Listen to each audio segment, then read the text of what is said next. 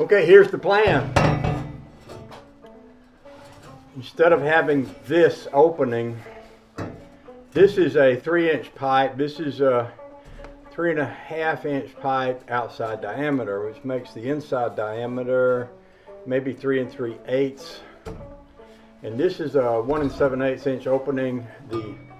There's a piece of exhaust baffling in the other pipe over here that is 2 inches. So what I want to do is I want this to muffle the sound, and I want about as much of the pressure as possible to go through this. But whatever doesn't go through this will have to pass through these outside pieces that I've basically cut this and bent back. Now I'll do the other end the same way, and then I'll put my pipe over that and put it back on. I did order another foot of this pipe. I probably could have got by without it. Yeah, probably could have, but it's already in the mail, so we'll go with it. I'm going to cut this one the same way, and when I get that pipe, I'm going to put it over this, and then put that other pipe over that.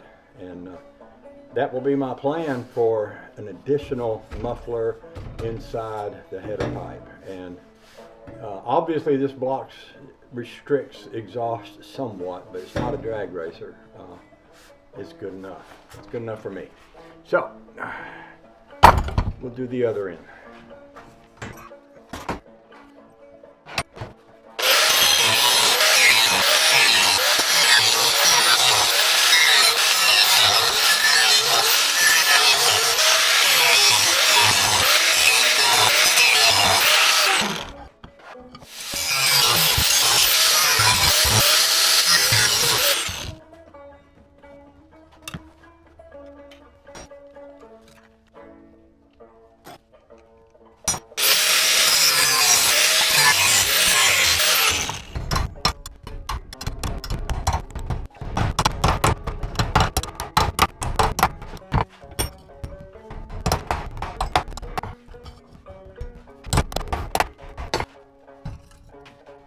I believe that'll work. Now let's do another one. My 1 foot pipe extension is supposed to be here today. Hard to imagine. I ordered it from Summit, I think. Either Summit or Speedway, but I think it might have been Summit. We'll see when the box gets here. But I ordered it yesterday and they said it would be delivered today. And of course, when I looked, they had it.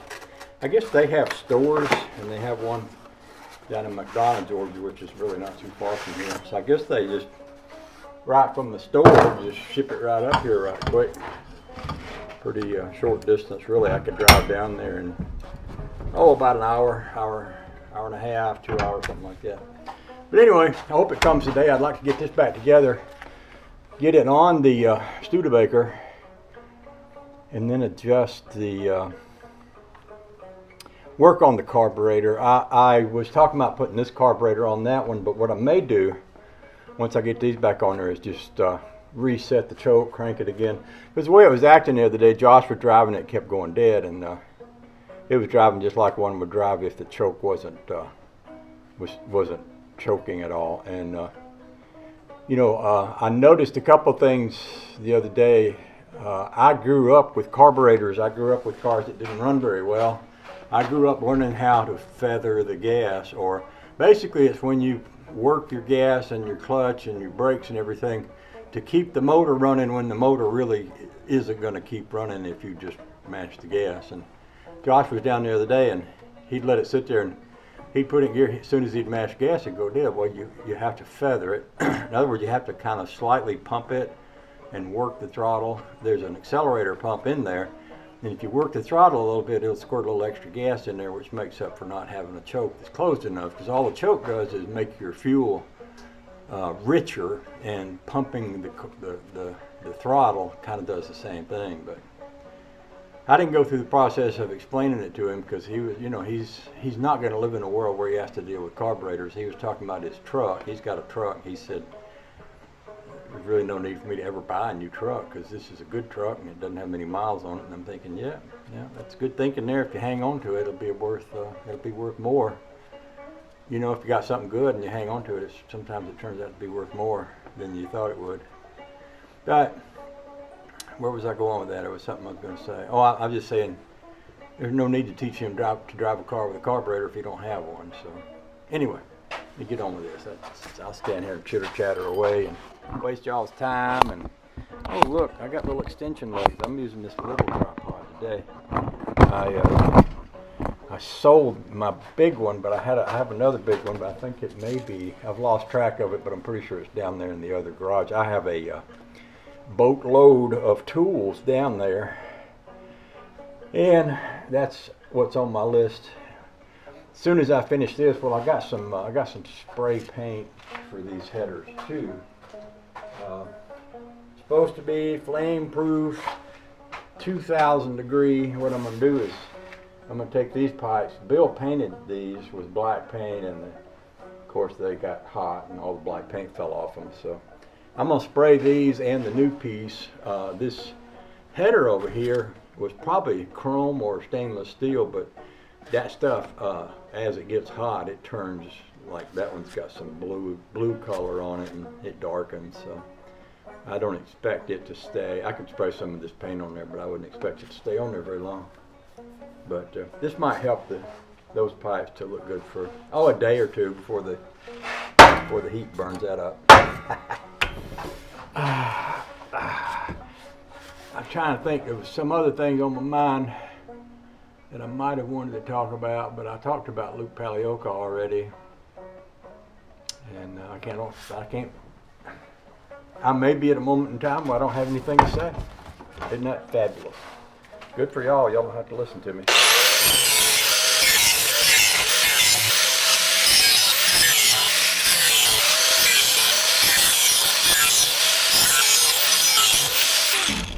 By the way, I suppose we could talk about making a muffler while we're at this. Some of y'all have been around long enough to see it, but I had a time when I had a Cadillac engine in the rat rod, and it had 3 exhaust pipes. It was a V8, but the 2 center cylinders shared the same exhaust port.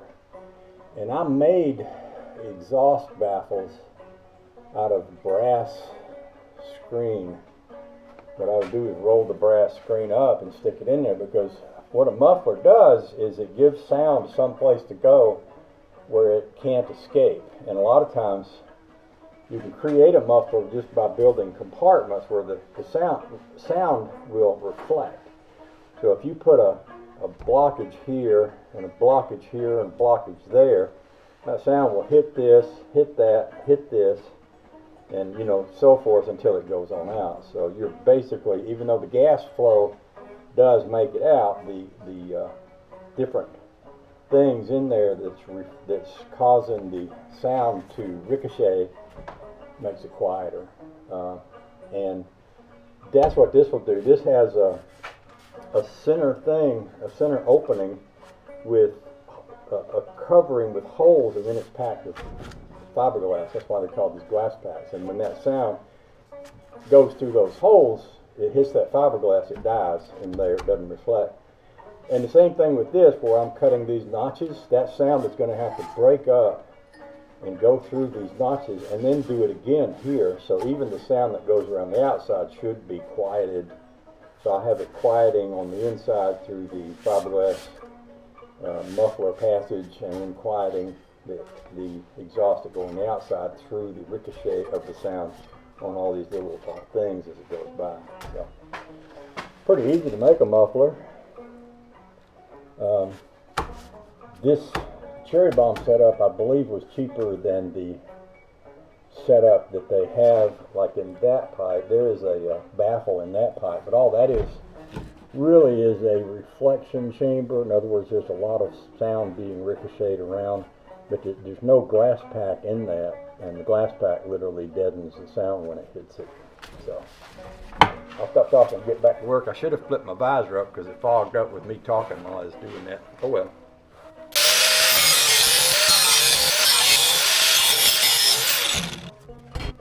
I could see doing something like this for artwork. I've got friends like Mrs. Heavy Chevy and Waylon Wire that make sculptures. You could do something like this and make a flower. You know, cut something like this and then drive it out like this. Make a little flower out of it. I could see Eric Colson doing something like that.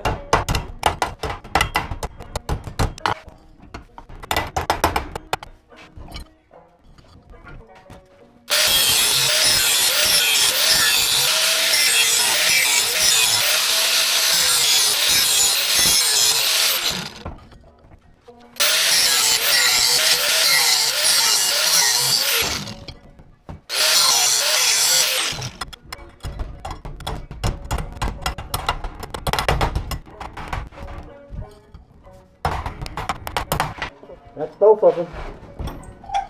So, this is ready to go when my other pipe gets here. So I'm going to set this right over here.